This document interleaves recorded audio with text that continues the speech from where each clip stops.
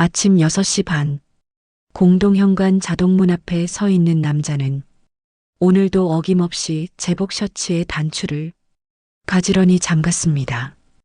회색 머리칼은 단정히 넘겨졌고 어깨는 펴져 있었습니다.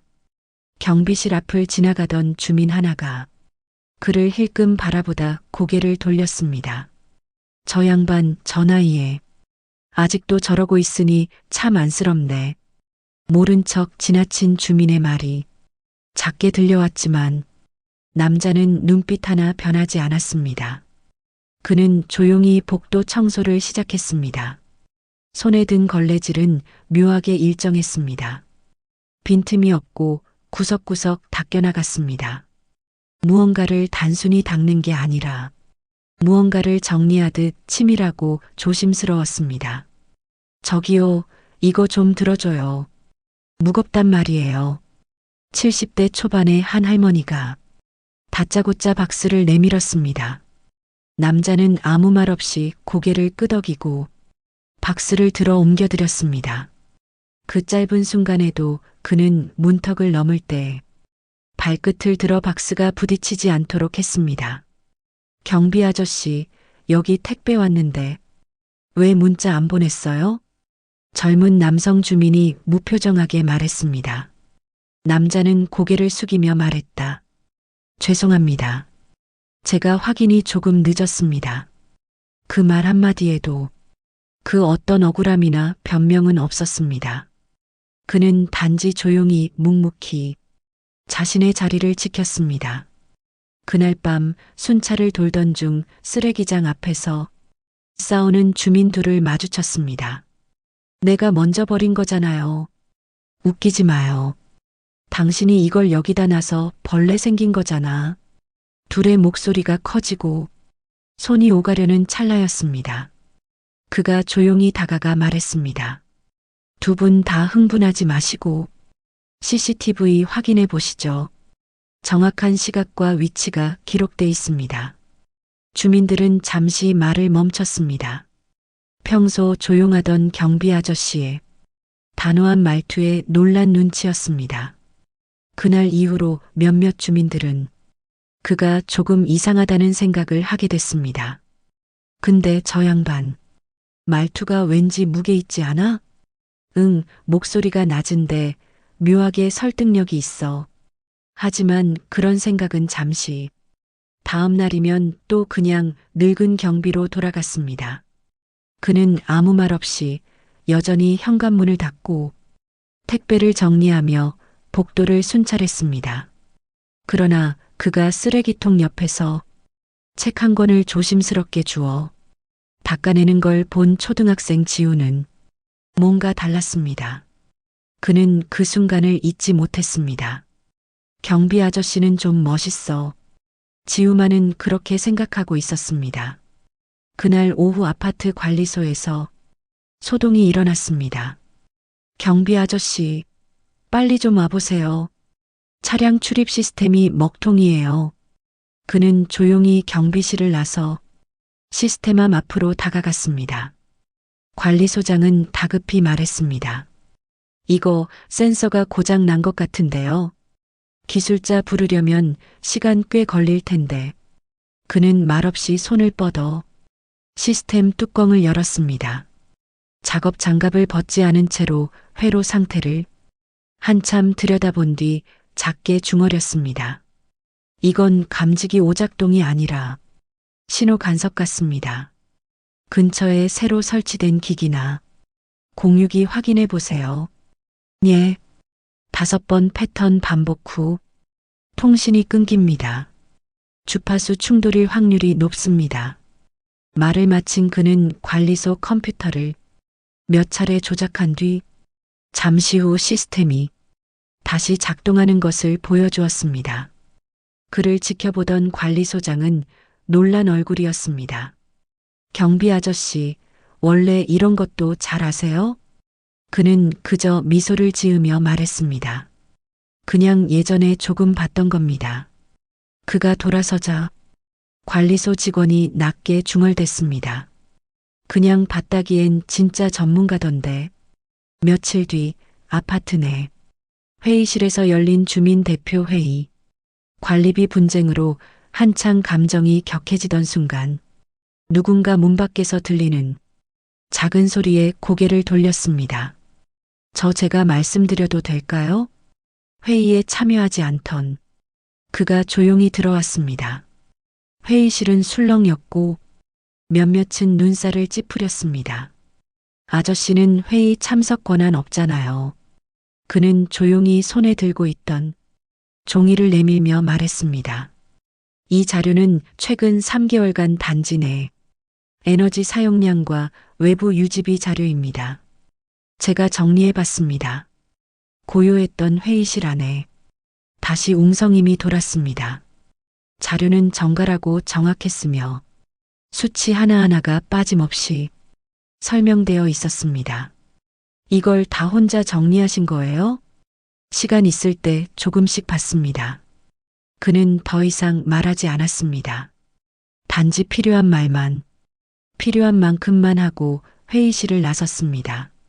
그날 저녁 몇몇 주민들 사이에서 이런 말이 돌기 시작했습니다. 경비 아저씨 예전엔 뭐 하는 분이었을까? 그냥 그런 분은 아닌 것 같지 않아? 그의 과거는 여전히 베일에 쌓여 있었지만 그의 행동은 그저 평범한 노인으로 보기엔 무언가 이상하게 품격이 있었습니다. 그리고 그 모든 장면을 조용히 지켜본 사람이 한 명 있었습니다. 초등학생 지우. 그날 이후 지우는 경비 아저씨와 인사를 나누기 시작했습니다. 아무도 관심 갖지 않았던 시간에 아무도 보지 않았던 눈빛으로 가을이 깊어지던 어느 날 비가 하루 종일 내렸다. 경비 아저씨는 비옷을 입고 아파트 주차장을 한 바퀴 돌아보고 돌아오는 길에 경비실 앞 벤치에 앉은 채로 신문을 접었다. 그때 우산도 없이 쪼그려 앉아 있는 지우가 보였다. 왜 거기 앉아 있니? 그는 비옷을 벗어 지우에게 씌워주며 조심스레 물었다. 지우는 작게 대답했다. 엄마가 또 늦어요. 학원 데려다 준다고 했는데. 지우는 비에 젖은 운동화 끝을 내려다보며 말했다. 경비 아저씨는 잠시 말없이 서 있다가 작게 한숨을 내쉬며 말했다. 그럼 경비 아저씨가 데려다 줄까? 그는 조용히 경비실 우산 하나를 들고 지우를 데리고 나섰다. 빗속을 걷는 동안 지우는 슬쩍 물었다. 아저씨는 학교 다닐 때 뭐가 제일 쉬웠어요? 그는 걸음을 멈추지 않고 대답했다. 쉬운 게 별로 없었지. 대신 책은 친구였어. 어려운 책도요? 응. 판결문도 읽고 법전도 봤어. 지우는 고개를 갸웃했다. 그거 판사들이 보는 거 아니에요? 그는 대답하지 않았다. 그저 걸음을 멈춰 지우의 젖은 신발끈을 묶어주며 말했다. 지우는 나중에 어떤 사람이 되고 싶니? 그냥 착한 사람이요. 그 말에 그는 고개를 끄덕였다. 그거 생각보다 아주 어려운 일이야. 비가 그치고 어스름한 빛 사이로 둘의 그림자가 길게 늘어졌다. 학원 문 앞에 도착하자 지우는 작게 인사했다. 고마워요. 근데 아저씨, 진짜 판사였어요? 그는 잠시 눈을 감았다가 조용히 대답했다. 그건 나중에 말해줄게. 지우는 그 말을 오래도록 기억했다.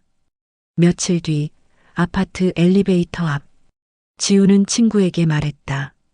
우리 아파트 경비 아저씨 진짜 멋있는 분이야. 말투도 다르고 뭔가 달라. 친구는 웃으며 말했다. 경비가 뭐가 멋있냐? 지우는 웃지 않았다. 그저 작게 중얼였다. 넌 아직 몰라서 그래. 그 아이의 눈엔 이미 경비 아저씨가 달리 보이기 시작한 것이다. 그리고 그 조용한 변화는 아주 작지만 분명한 시작이었다. 한 아이의 시선에서 시작된 이야기. 토요일 오전 아파트 주민센터 앞에서 작은 벼룩시장이 열렸다. 지우는 어머니와 함께 나왔고 경비 아저씨는 입구 정리와 교통 안내를 맡았다. 지우야, 저쪽에 자리 있으니까 다녀와. 지우의 어머니는 짧게 말하고 다른 엄마들과 어울렸다. 지우는 혼자서 조심조심 벼룩시장 구경을 하다 낡은 책 한 권을 집어들었다.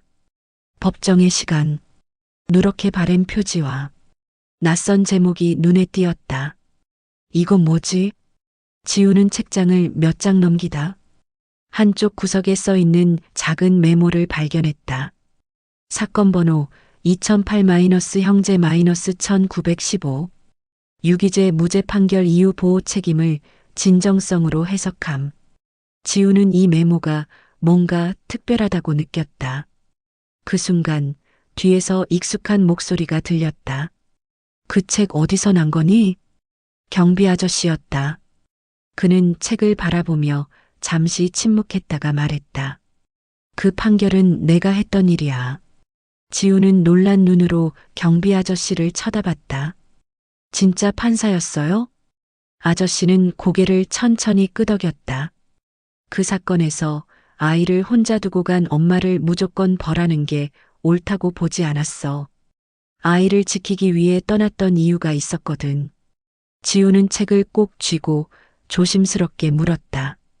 그럼 그 아이는 어떻게 됐어요?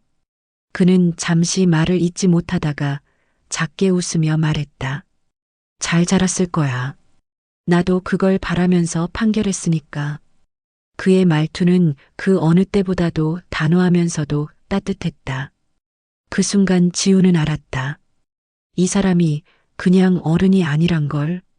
벼룩시장이 끝날 무렵 지우는 책을 품에 안고 아파트 놀이터로 향했다.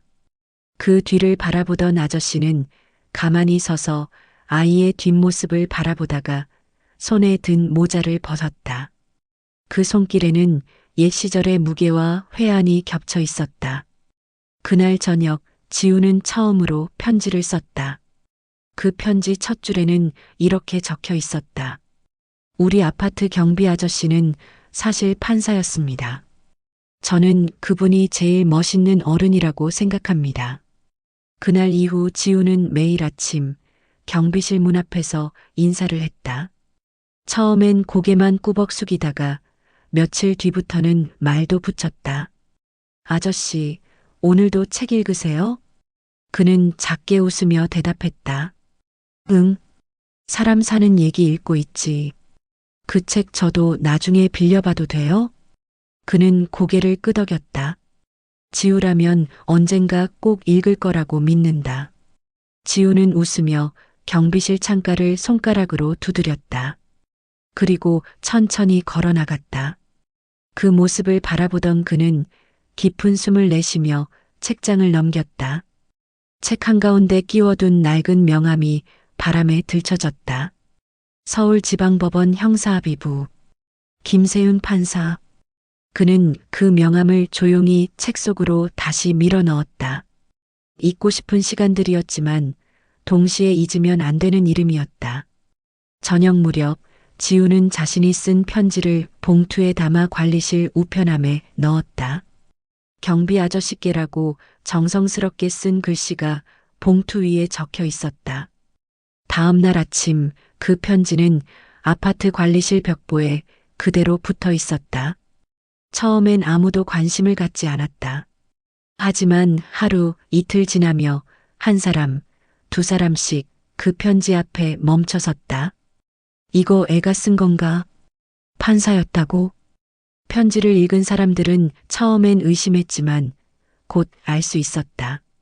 편지 속 묘사된 인물은 그들이 매일 마주하던 그 조용한 노인이었다. 그럼 그 판결, 그 유명했던 아동 방임 사건 그게 이분이 한 거야?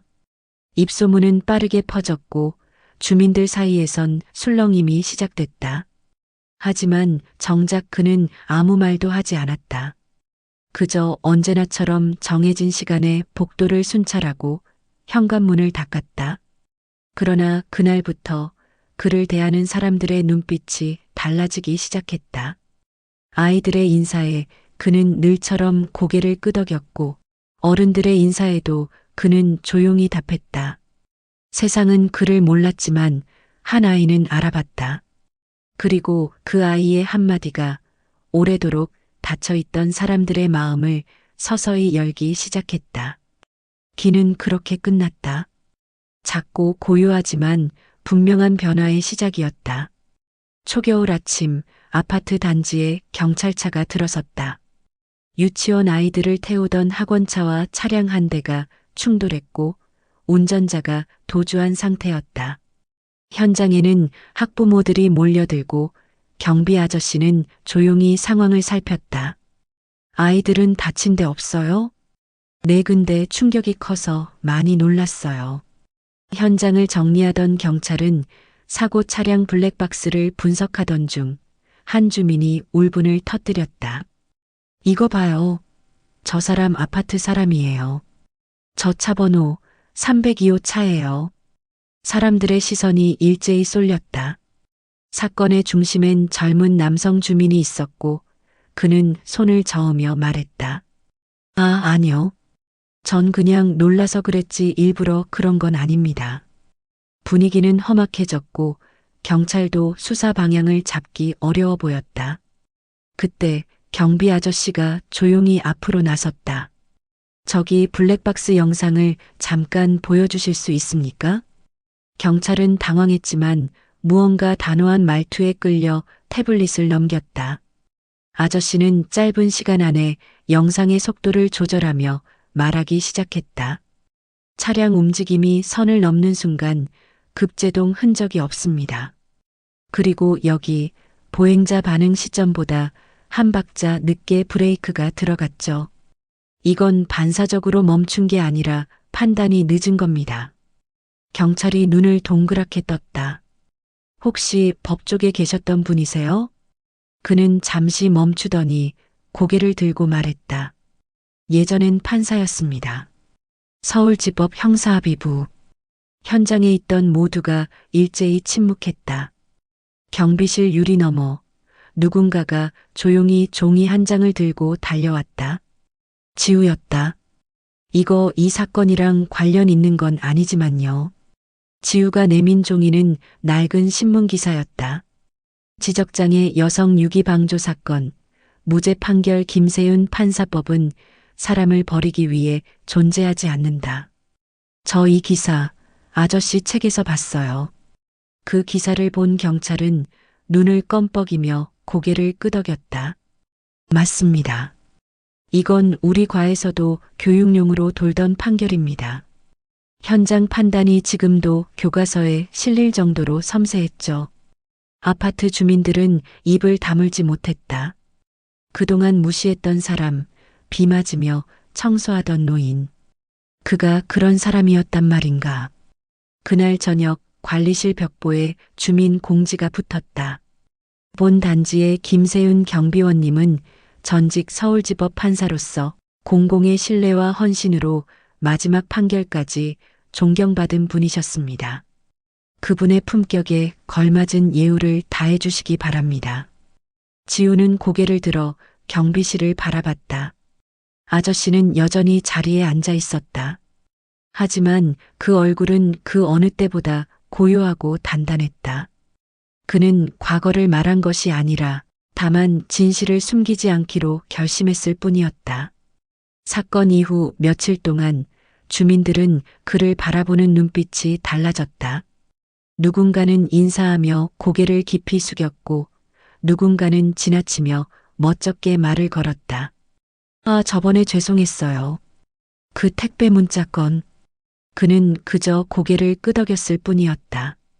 단 한 번도 예전의 무시를 문제 삼지 않았고 불쾌한 내색도 없었다. 하지만 지우는 마음속에 오래도록 맴도는 의문이 하나 있었다. 그 판결 아저씨가 마지막으로 했다는 그 재판 혹시. 지우는 엄마에게 물었다. 엄마, 나 옛날에 아동보호소 갔던 거 기억나? 지우의 엄마는 순간 말을 잇지 못하고 고개를 떨궜다. 그때 내가 잘못했지. 널 혼자 두고 나가서. 지우는 조심스럽게 물었다. 그때 법원에 갔었잖아. 혹시 우리 판결해준 판사님 성함 기억나? 엄마는 한참을 생각하다가 말했다. 김세윤 판사님이었어. 그분 아니었으면 널 내가 다시 못 봤을 수도 있었지. 지우는 그 말을 듣는 순간 손에 들고 있던 펜을 떨어뜨렸다. 그게 경비 아저씨야. 엄마는 눈을 크게 떴다. 뭐라고? 지우는 주섬주섬 아파트 게시판에 붙어 있던 기사 스크랩과 자신의 편지를 꺼냈다. 나 구해준 그 재판이 그분이 한 거였어. 그 순간 지우의 엄마는 말이 없었다. 그저 창밖에 서 있는 남자의 뒷모습을 바라보다가 조용히 속삭였다. 우리가 몰라봤네. 우리가 너무 몰라봤어. 며칠 뒤 지우는 경비실로 찾아갔다. 조심스럽게 문을 열고 말했다. 아저씨 엄마가 인사드리고 싶대요. 오랫동안 못 잊은 분이라고. 그는 고개를 들었다. 지우의 엄마가 문 밖에서 고개를 숙이며 말했다. 그때 제 아이를 지켜주셔서 감사합니다. 어떻게 살아야 할지 막막했던 저한텐 그 판결이 전부였어요. 그는 천천히 자리에서 일어나 말없이 그녀의 눈을 바라봤다. 그 아이가 이렇게 컸네요. 그 짧은 한마디에 말 못한 시간들이 스며 있었다. 지우는 그 둘 사이에 흐르는 공기를 읽을 수 있었다. 어른도 아이도 아닌 나이였지만 그 진심만은 확실히 느낄 수 있었다. 그날 이후 사람들은 더 이상 그를 경비 아저씨라고만 부르지 않았다. 김 선생님, 오늘 날씨 추우시죠? 선생님, 손 시리지 않게 장갑 꼭 끼세요. 선생님이라는 말. 그건 단지 직업이 아니라 사람에 대한 존중이 담긴 호칭이었다. 그는 예전처럼 여전히 청소를 하고 순찰을 돌았지만 사람들의 인사는 그를 중심으로 돌아가는 듯했다. 그리고 지우는 매일 아침 경비실 창에 쪽지를 하나씩 붙였다. 오늘도 멋진 하루 보내세요. 재판은 끝났지만 마음은 여전히 누군가의 편이라는 걸 알아요. 다음 주 월요일 아침 단지 입구 회의실 앞에는 작은 테이블이 하나 놓여 있었다. 그 위엔 주민들의 자발적인 메시지 카드들이 놓여 있었고 종이 위에는 이런 문구가 적혀 있었다. 김세윤 경비원님께 감사의 마음을 전하고 싶은 분은 편하게 한 줄 남겨주세요. 누가 시작했는지 몰랐다. 하지만 얼마 지나지 않아 카드 한 장, 두 장이 테이블 위를 채우기 시작했다. 그동안 죄송했습니다. 제 딸이 요즘 아저씨 얘기만 해요. 그 판결 기사 찾아봤습니다. 존경스럽습니다. 늘 조용히 계셔서 몰랐지만 마음이 따뜻한 분이란 걸 이제 알겠어요. 하루가 지나자 작은 테이블 하나가 모자라 복도 벽까지 카드가 붙기 시작했다. 그리고 그 모든 걸 지우는 매일 아침 경비 아저씨에게 모아 전달했다. 오늘은 18장이었어요. 근데 어떤 아주머니는 본인 이름 쓰는 건 부끄럽다고 뒤에 조용히 두고 갔어요. 그는 카드를 하나하나 넘기며 아무 말 없이 미소 지었다. 그 무렵 단지 내 고장 나 있던 작은 북카페 공간도 다시 열렸다. 지우 엄마를 포함해 몇몇 주민들이 뜻을 모아 공간을 정리했고 책장을 다시 세웠다. 그리고 그 한쪽 벽면에는 조그만 코너가 생겼다. 김세윤 선생님의 책장. 그가 기증한 책들로 채운 공간이었다. 법률 서적과 판결문 해설집, 고전 소설까지. 책 하나하나에 조그맣게 붙은 손글씨 메모가 눈에 띄었다. 이 문장을 지나치지 마세요.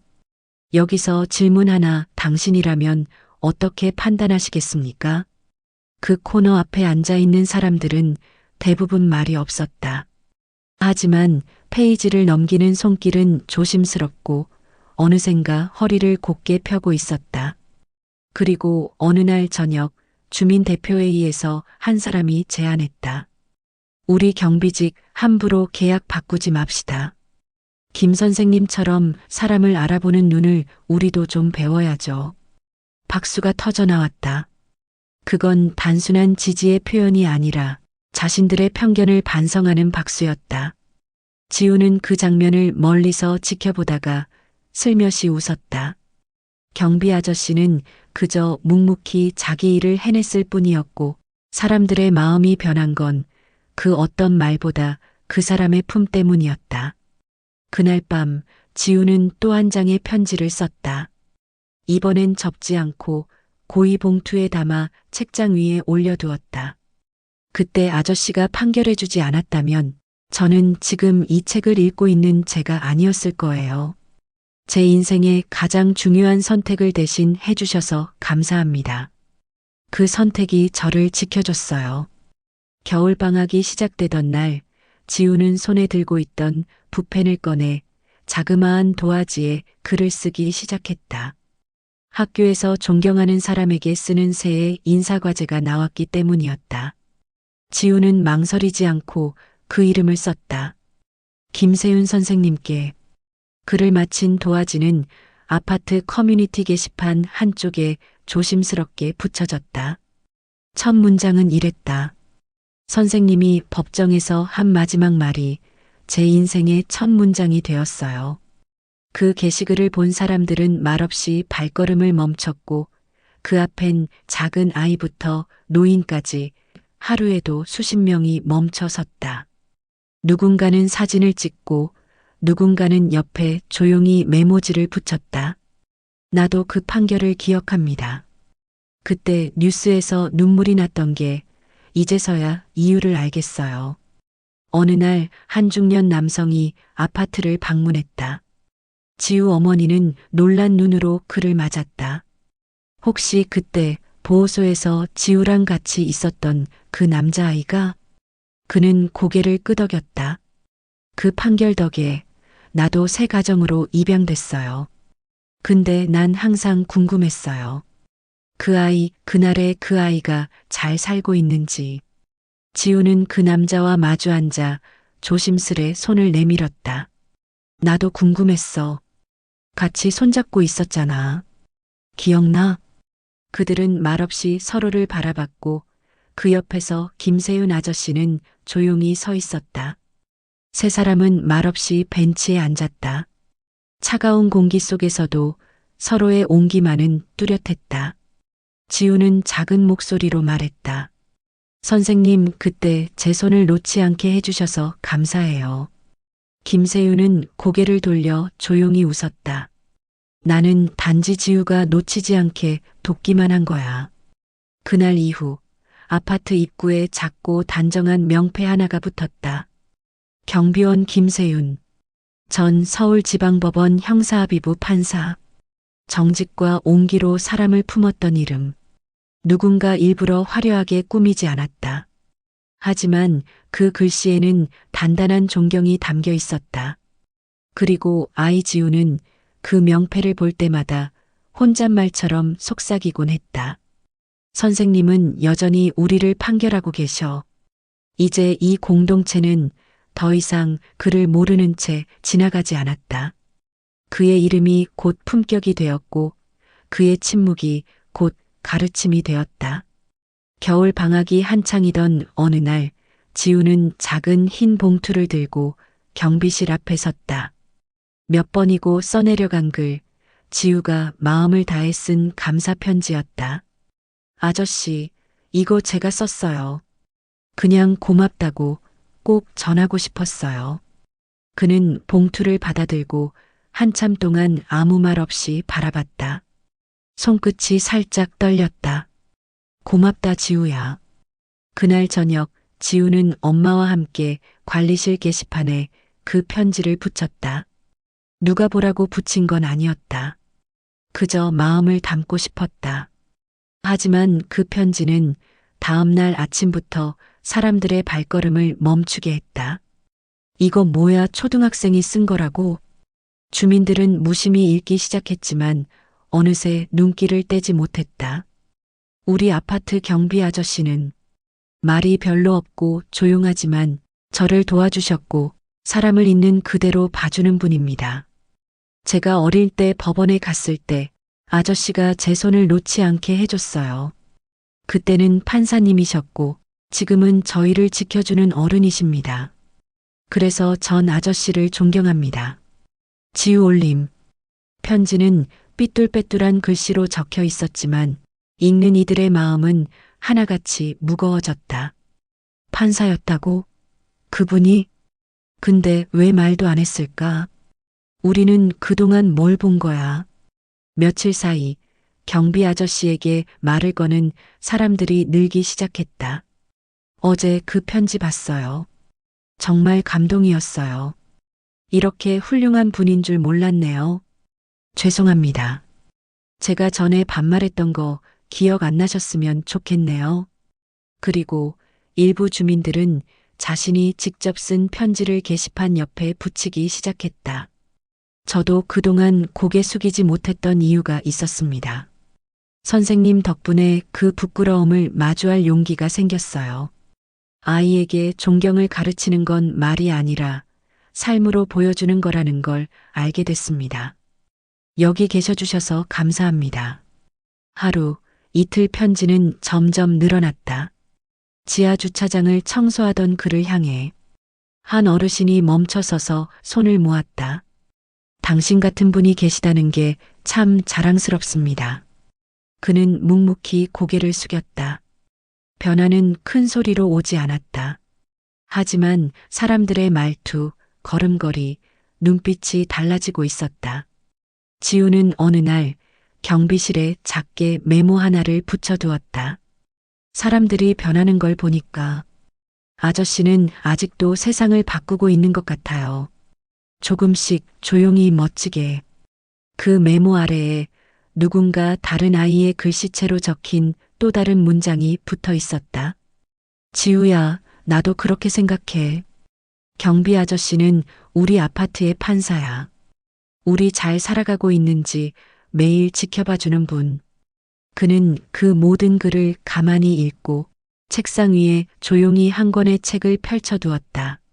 사람을 판단하는 일에 대하여. 그의 손가락은 책장 위에 머물렀고 그 눈동자는 창밖의 아이들 뛰노는 모습을 따라가고 있었다. 사람을 판결했던 손이 지금은 사람을 바라보고 있었다. 주말 오후 놀이터 한쪽 벤치에 앉아있던 김세윤은 아이들이 뛰노는 소리에 고개를 들었다.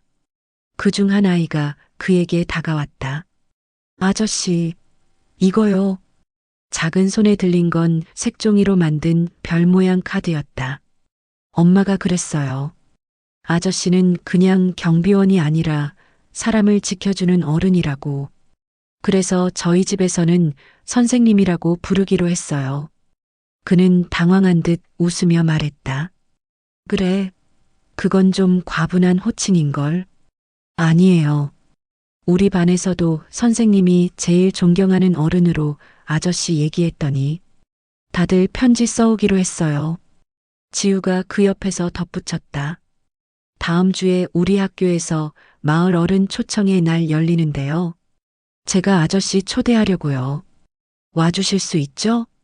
그는 잠시 말을 잇지 못했다. 누군가의 초청을 받아본 게 몇십 년 만이었다. 가도 되겠니? 내가 괜히 불편하게 만드는 건 아닐까? 지우는 고개를 절레절레 저었다.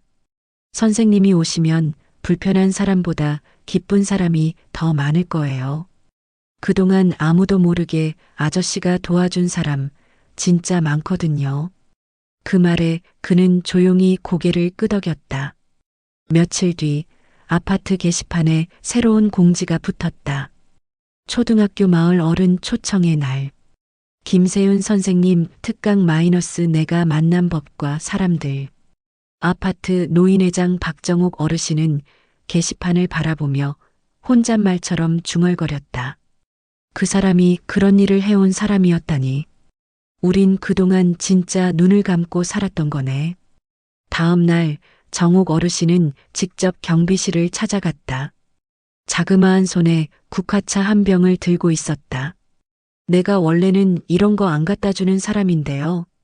그날 내 손자랑 지우랑 같이 뛰는 거 보니까 그쪽이 우리 애들한테 해준 게 그냥 일이 아니라는 걸 알겠더라고요. 그는 작은 웃음을 지으며 컵을 받아들었다. 감사합니다. 따뜻하게 마실게요. 정옥 어르신은 자리에서 일어나며 한마디 덧붙였다. 이젠 우리도 좀 배우면서 살아야 할 때 같아요.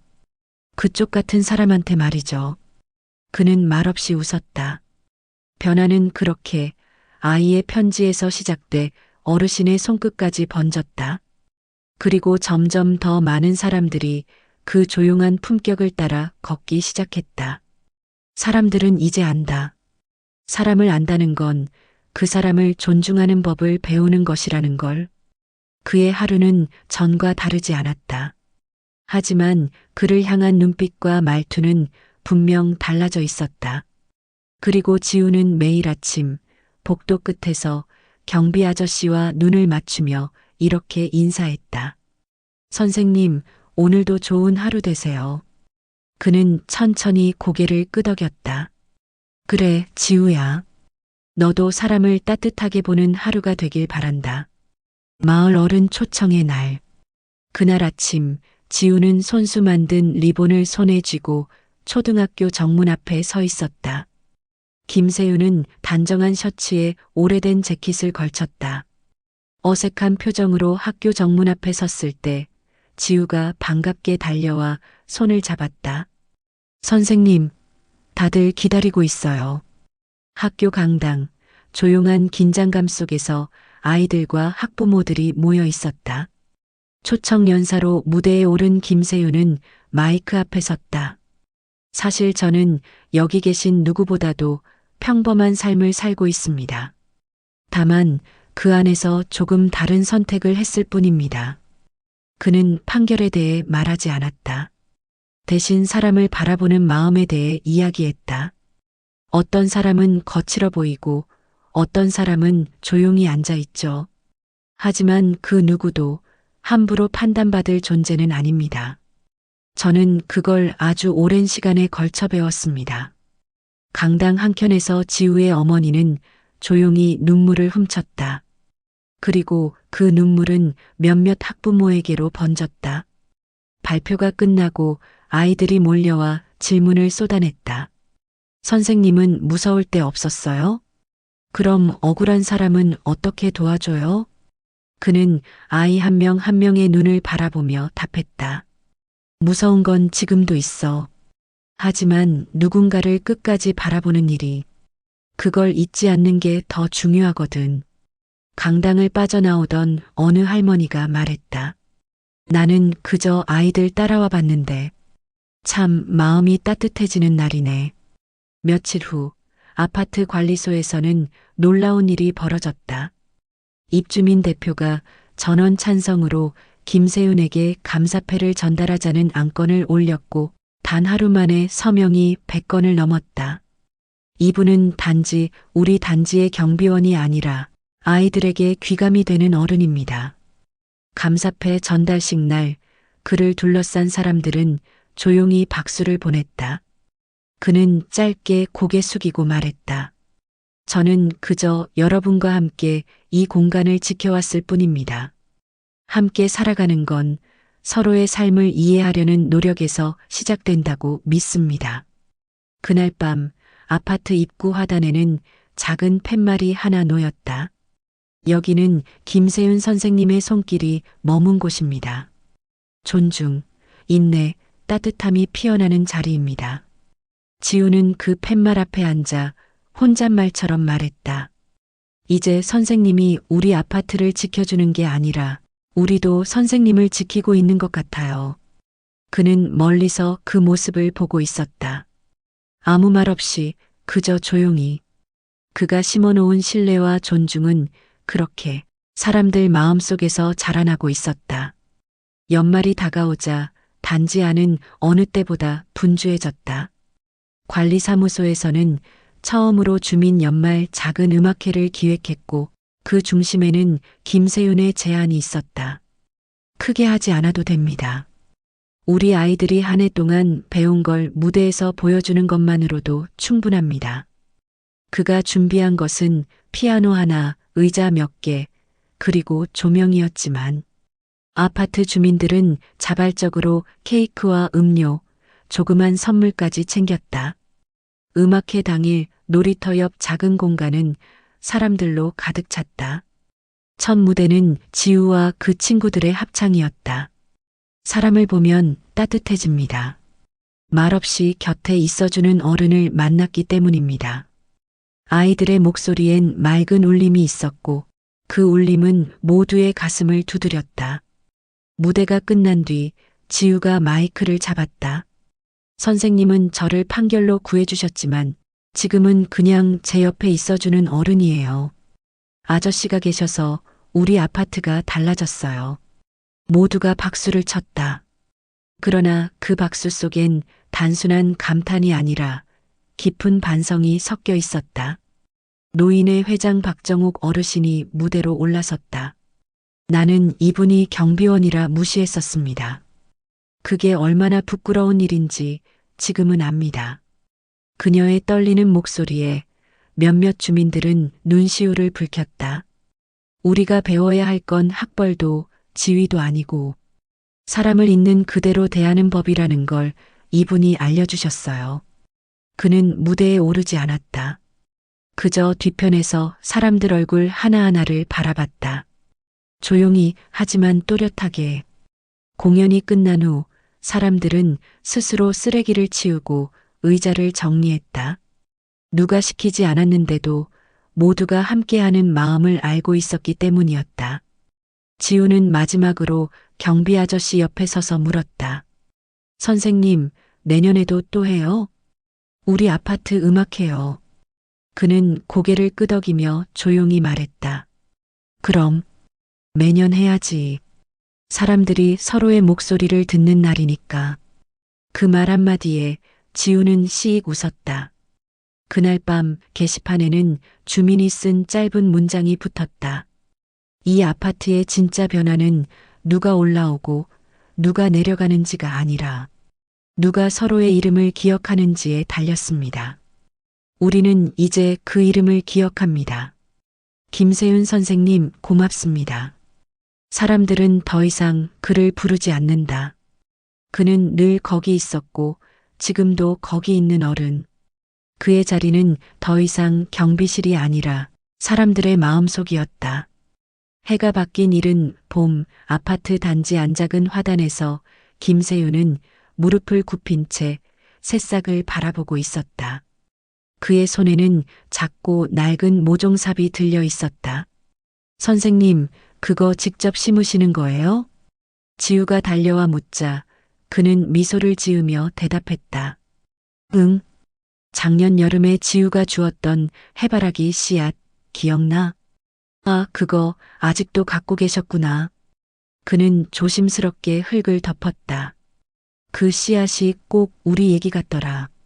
처음엔 작고 보잘것없어 보였지만 봄이 오면 이렇게 피어나잖니. 지우는 가만히 그 옆에 앉았다. 그날은 특별한 일도 없었고 사람들이 모인 행사도 없었다. 하지만 단지 곳곳은 눈에 띄게 달라져 있었다. 엘리베이터 안에서 어른들이 아이들에게 먼저 인사를 건넸고 놀이터 옆 의자엔 예전보다 자주 어르신들이 앉아 있었다. 무표정하던 얼굴들에는 짧은 눈맞춤과 고개 끄덕임이 늘었다. 심지어 단지 내 카페에서도 새로운 작은 변화가 생겼다. 오늘의 추천 글이라는 칠판 코너에 지우가 쓴 시가 붙어 있었다. 판사님은 법으로 사람을 지켰고 지금은 눈빛으로 우리를 안아줍니다. 아파트는 건물이 아니라 이름을 불러주는 사람들이 사는 곳입니다. 그 시 아래 주민들이 자필로 남긴 답글이 이어졌다. 이제 우리는 서로의 이름을 기억하는 사람들이 되겠습니다. 지우야, 고맙다. 그리고 김 선생님, 감사합니다. 우리 단지도 변할 수 있다는 걸 믿게 해준 두 사람에게 박수를. 그날 저녁 김세윤은 퇴근 후 복도 끝 벤치에 앉아 있었다. 지우가 조용히 옆에 다가왔다. 선생님, 오늘은 왜 그리로 안 가세요? 그리로라면? 게시판 앞. 요즘 다들 선생님 글 보려고 기다리잖아요. 그는 고개를 저으며 말했다. 이젠 내가 기다리는 쪽이지. 사람들이 스스로 누군가에게 감사할 말을 남기기 시작했거든. 그게 내가 할 수 있는 가장 좋은 판결인 것 같아. 지우는 고개를 끄덕였다. 맞아요. 선생님은 여전히 판사예요. 단지 법정이 바뀐 것뿐이죠. 그 말에 그는 조용히 웃었다. 그리고 지우의 머리를 쓰다듬었다. 이제 판결은 법정에서만 이루어지지 않았다. 이 공동체의 작은 공간, 말 한마디, 눈빛 하나에서도 사람들은 서로를 이해하고 존중하는 법을 배우고 있었다. 그 모든 변화는 한 사람의 조용한 진심에서 시작되었다. 그리고 지금 그 진심은 이곳의 일상이 되어가고 있었다. 초여름 아침 김세윤은 평소보다 조금 일찍 경비실을 나섰다. 새벽 바람이 아직은 차가웠지만 그는 여느 때처럼 조용히 단지를 돌았다. 복도 한쪽에서 한 노인이 쓰러져 있는 걸 가장 먼저 발견한 것도 그였다. 어르신 괜찮으십니까? 김세윤은 빠르게 다가가 무릎을 꿇고 맥을 짚었다. 숨은 약했지만 살아있었다. 그는 즉시 관리소와 응급구조대를 호출하고 담요를 덮어주며 조용히 손을 잡았다. 곧 도착할 겁니다. 끝까지 괜찮습니다. 응급차가 도착했을 땐 노인은 이미 의식을 되찾고 있었다. 그리고 옆에선 김세윤이 여전히 손을 잡고 있었다. 소식은 금세 단지에 퍼졌다. 선생님이 아니었으면 큰일 날 뻔했어요. 진짜 이분 아니었으면 어르신 혼자 새벽까지 방치될 뻔했잖아. 그날 오후 그 어르신의 딸이 아파트를 찾아왔다. 울먹이며 인사를 건넸다. 저희 아버지 평소엔 말도 잘 안 하시는데 오늘은 전화로 계속 선생님 얘기만 하셨어요. 사람 손이 그렇게 따뜻할 수 있는지 처음 알았다고. 김세윤은 조용히 고개를 숙였다. 저도 어르신 덕분에 하루를 배웠습니다. 그의 말은 늘 짧았지만 사람들은 그 짧은 말에서 오래도록 생각할 여운을 받았다. 그리고 마침내 단지 내 주민 회의에서 뜻깊은 결정이 내려졌다. 우리가 너무 오랫동안 계약직이라는 이유로 사람을 숫자로만 봐왔습니다. 앞으로는 김세윤 선생님과 같은 분을 명예 거주 어른으로 예우합시다. 박수가 터졌다. 그 박수는 단지 어떤 결정을 향한 지지가 아니라 한 사람을 향한 존중의 표현이었다. 며칠 뒤 김세윤은 복도 끝 게시판 앞에서 작은 액자 하나를 발견했다. 그 속엔 아이들과 주민들의 편지 일부가 정성스럽게 담겨 있었다. 그 아래엔 이런 문구가 있었다. 이 사람은 단지 우리를 지킨 분이 아닙니다. 우리의 오늘을 품격 있게 살아가게 만든 분입니다. 이 공동체의 판사이자 어른이자 친구로서 우리는 이 이름을 오래도록 기억합니다. 지우가 옆에서 말했다. 선생님, 이제 우리가 좀 더 잘해야죠. 이 공동체 계속 따뜻하게 지켜야 하니까요. 그는 고개를 끄덕였다. 맞아. 판결은 끝났지만 삶은 계속되니까. 그날 이후 김세윤은 변하지 않았다. 여전히 아침에 일찍 일어났고 여전히 조용히 복도를 걸었으며 여전히 아이들의 인사에 천천히 고개를 끄덕였다. 하지만 그를 바라보는 세상의 눈은 변했다. 이제 그는 단지 경비원이 아니라 한 시대를 지켜낸 품격 있는 이름이자 공동체가 함께 지켜내고 싶은 사람이었다. 여름이 깊어가던 어느 날 김세윤은 경비실 창가에서 작은 화분을 바라보고 있었다. 지우가 심어준 해바라기 씨앗은 키가 어른 허리만큼 자라 드디어 첫 꽃을 틔우고 있었다. 드디어 폈네요, 선생님. 지우가 조심스레 다가와 말했다. 그는 작은 웃음과 함께 고개를 끄덕였다. 해마다 꽃은 피는데 사람 마음은 매일매일 조금씩 피는 거야. 이 단지 사람들도 그런 것 같아. 그는 여전히 단지를 돌았고 주민들과 인사를 나눴다. 하지만 이제는 아이들이 먼저 문을 열어주고 어르신들은 손을 맞잡아 인사를 건넸다. 어느 날 한 젊은 부부가 이사를 왔다. 관리소 직원이 조용히 말했다. 새로 오신 분들이 제일 먼저 경비실로 인사드리러 오셨답니다. 김 선생님께서 계신다고 해서 이 단지로 왔다고 하시더라고요. 그 말에 그는 잠시 말이 없었다. 그의 조용한 삶이 어느새 한 공동체의 기준이 되어 있었던 것이다. 연말이 다가오자 단지에서는 다시 음악회가 열렸다. 이번엔 주민들이 직접 연주하고 아이들은 노래했다. 지우는 무대에 올라 짧은 편지를 낭독했다. 작년 이맘때 저는 이 자리에서 한 분을 소개했습니다. 그분은 여전히 같은 자리에 계십니다. 하지만 우리가 그분을 보는 눈은 완전히 달라졌습니다. 선생님이 우리에게 알려주신 건 직업도 명함도 아닌 사람을 보는 방식이었습니다. 그의 눈가가 조용히 젖었다. 무대가 끝난 후 한 중년 남성이 그에게 다가왔다. 판사님, 예전에 제 동생 사건 재판 기억하실지 모르겠습니다. 그땐 결과에 불만이었는데 지금 생각해보면 그 판단이 아니었으면 우리 가족 못 버텼을 겁니다. 그는 놀란 얼굴로 조용히 손을 내밀었다. 잘 지내고 계셨군요. 그 둘은 말없이 악수를 나눴다. 한때 법정에서 마주했을 두 사람이 이제는 같은 단지의 이웃으로 마주 서 있었다. 음악회가 끝난 후 김세윤은 늘처럼 조용히 경비실로 돌아갔다. 그날 밤 그는 책상 서랍에서 낡은 명함을 꺼냈다. 서울지방법원 형사합의부 김세윤 판사. 그는 그것을 조심스럽게 다시 접어 편지 한 장과 함께 넣었다. 그 편지에는 이렇게 적혀 있었다. 법은 사람을 버리기 위해 존재하지 않는다. 그리고 삶도 마찬가지다. 나는 이곳에서 다시 사람을 믿게 되었다. 창밖으로 해바라기 하나가 밤하늘을 향해 고개를 들고 있었다. 그 꽃은 누군가에게 기억이고 누군가에겐 새로운 시작이었다. 그들의 뒤로 단지의 불빛이 조용히 반짝였고 그 불빛은 마치 그들이 서로를 품으며 살아가는 세상을 비추는 듯했다.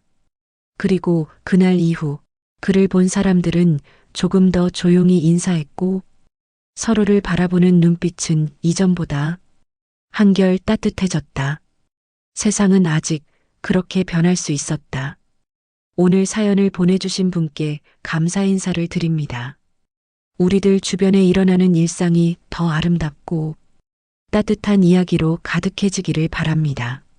시청해주신 모든 분들 항상 행복하시고 건강하세요.